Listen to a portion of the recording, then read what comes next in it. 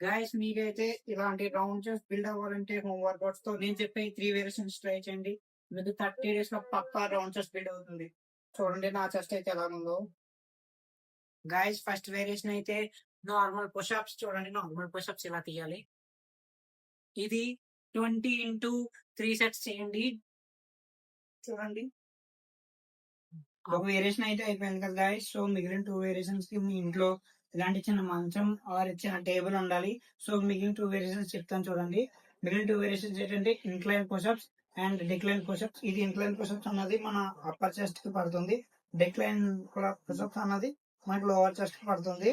So చూడండి first incline push-ups ఎలా తీయాలంటే సెకండ్ వేరియేషన్ ఈ బల్లని ఇలా ఆన్ తీసుకొని ఇలా ఇలా పుషప్స్ తీయాలి. చూడండి